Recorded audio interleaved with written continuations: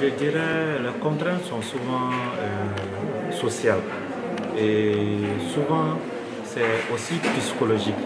Et souvent je dirais, certains hommes pensent que la femme n'a pas le droit d'aller chercher de l'argent pour revenir. Alors que si on regarde toutes nos religions, que ce soit la religion musulmane, chrétienne, la femme, tant qu'elle peut aussi contribuer dans les dépenses de la famille, elle est aussi autorisée.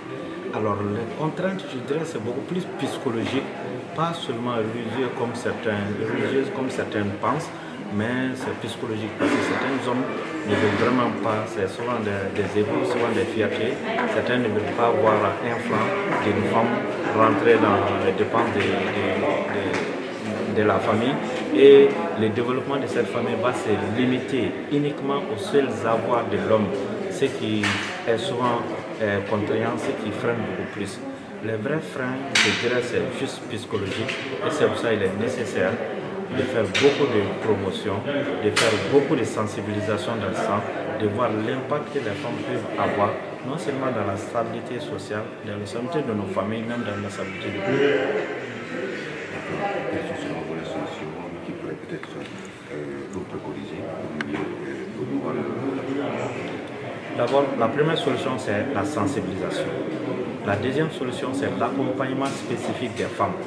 Parce que les femmes ont des difficultés en ce qui concerne la mobilisation des ressources pour le financement de leurs projets. Jusqu'à présent, il y a certaines, je dirais, institutions ou organisations qui ne font pas totalement confiance aux femmes.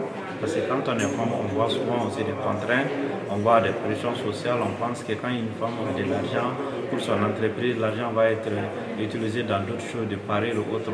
Ça, c'est vraiment des prédispositions que des gens prennent et qui n'est pas réel. Aujourd'hui, il faut une sensibilisation non seulement de la population, mais même de ces organisations.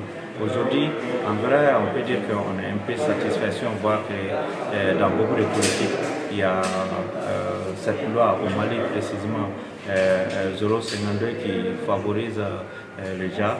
Ça fait que même dans l'octroi souvent des postes de responsabilité, dans l'octroi de beaucoup de choses, on considère les femmes. Et là, c'est important.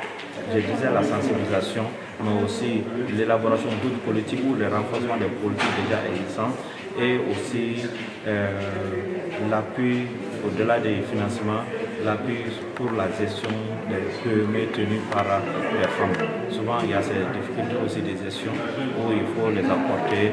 Pas toujours de l'argent n'est pas demandé, mais souvent faire des diagnostics et regarder quels sont les vrais problèmes qui sont souvent liés à la problème de gestion et les apporter des formations adéquates pour ces problèmes. Ok, merci. Merci à vous.